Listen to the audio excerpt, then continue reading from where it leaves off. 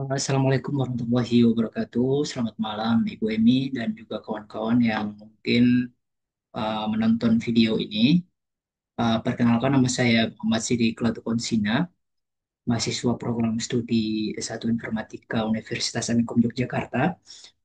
Di sini saya akan mempresentasikan tugas metodologi penelitian saya dengan judul analisis efektivitas kombinasi layer 7 firewall, web filtering, dan DNS filtering dalam mencegah akses ke situs pornografi di institusi pendidikan. Nah, topik ini tuh saya angkat karena saya melihat bahwa permasalahan yang cukup serius di lingkungan pendidikan, yaitu tidak adanya sistem pengamanan konten yang efektif di jaringan institusi pendidikan. Lebih institusi pendidikan.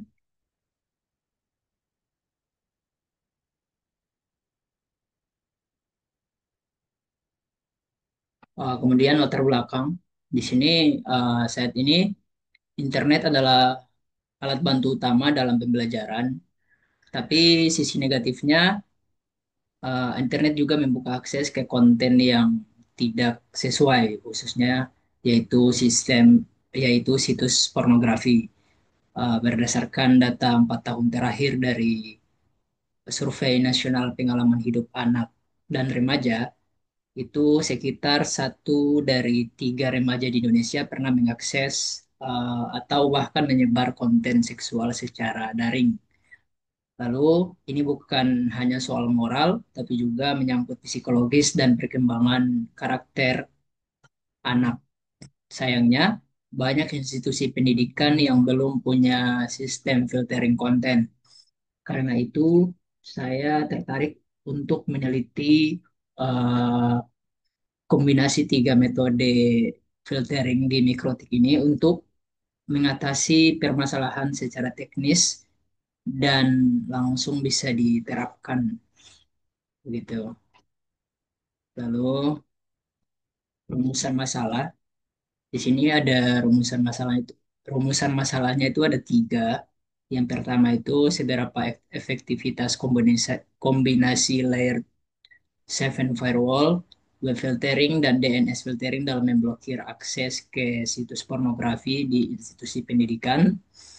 Lalu ada apakah sistem penyaring ini mampu beradaptasi terhadap perubahan teknik penyamaran konten pornografi di internet. Dan ketiga, bagaimana keamanan sistem terhadap upaya penggelakan atau bypass oleh pengguna seperti menggunakan VPN, proxy, ataupun DNS public.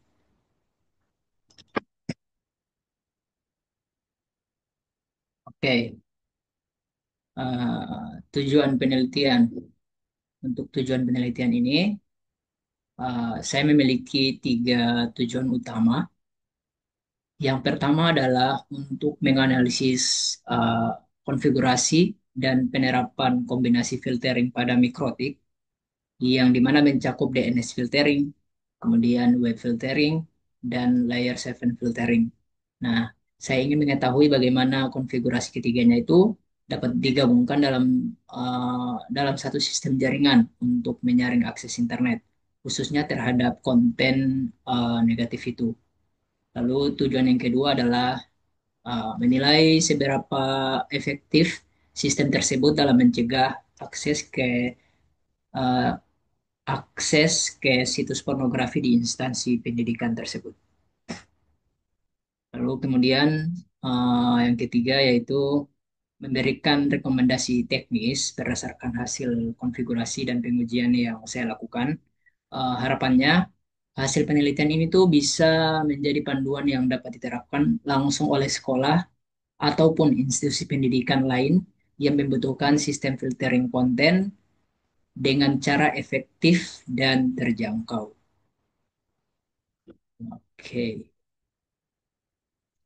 Nah, untuk manfaat penelitian sendiri, penelitian ini tuh memberikan manfaat baik secara teoritis maupun praktis.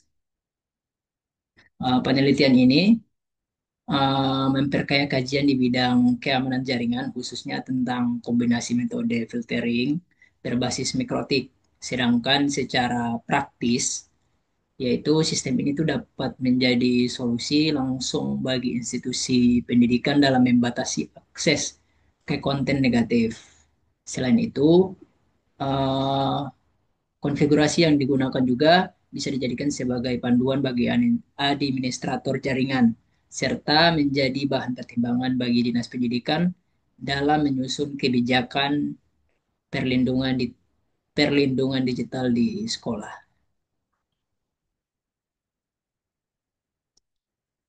Untuk sistematika penulisan, jadi tugas ini itu penulis susun dalam tiga bab. Yang pertama itu bab satu pendahuluan, bab dua tinjauan pustaka, bab tiga metodologi penelitian, kemudian hasil dan pembahasan, dan terakhir itu penutup.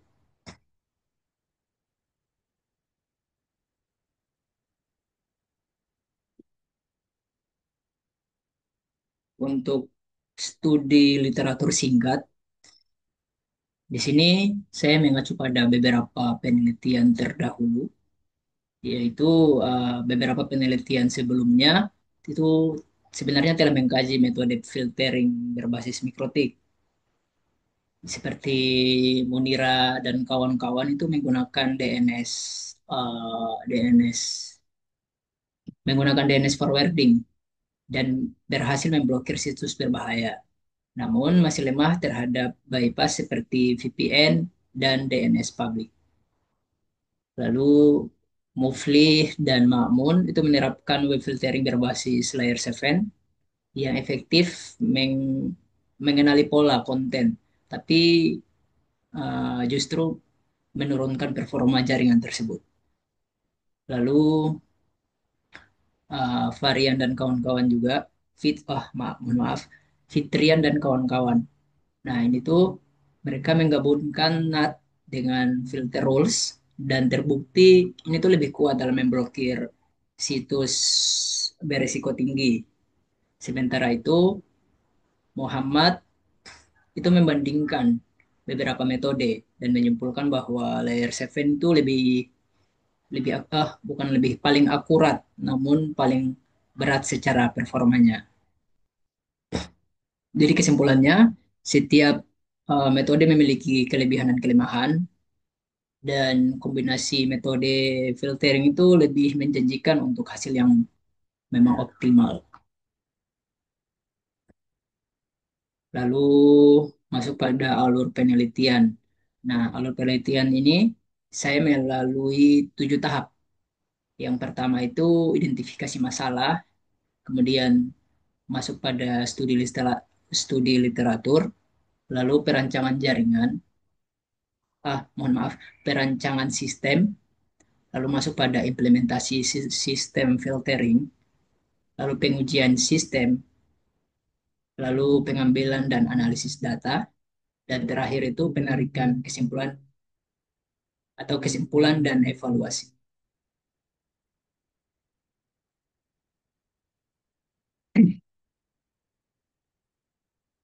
Nah, untuk jadwal penelitian sendiri, nah penelitian ini tuh dilaksanakan mulai dari bulan bulan Maret hingga Juni 2025, dimulai dengan studi literatur dan perancangan sistem pada bulan Maret sampai April. Selanjutnya pada bulan Mei itu dilakukan implementasi sistem filtering menggunakan metode DNS filtering, web filtering dan layer 7 filtering di jaringan.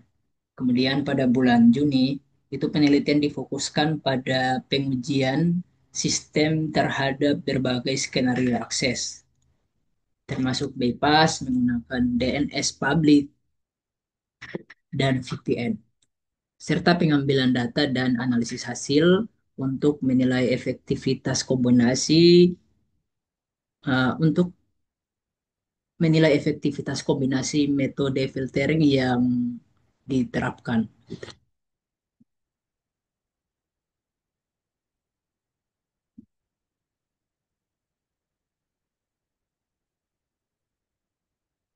Lalu eh, alat dan bahan. Nah, di sini saya menggunakan untuk alat dan bahan saya menggunakan yang pertama itu data. Data itu didapat dari domain blacklist, kemudian log traffic, hasil hasil eh, hasil screenshot dan data latency. Untuk tools yang digunakan itu ada Mikrotik Router OS, kemudian ada Winbox, lalu ada DNS Jumper, lalu Proton VPN dan Wins, Winscript, ada Wireshark, lalu Speedtest CLI. Nah, semua itu digunakan untuk simulasi, konfigurasi, kemudian pengujian, dan pengambilan data secara objektif, teman-teman.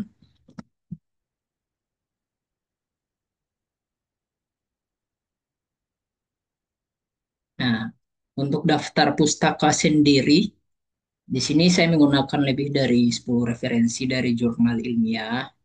Ini bisa dilihat sendiri.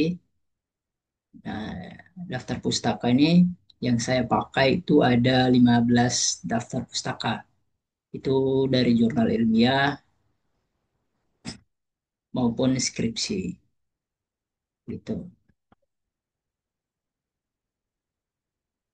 Dan eh, mungkin itu saja yang bisa saya jelaskan pada malam hari ini. Kurang dan lebihnya saya mohon maaf.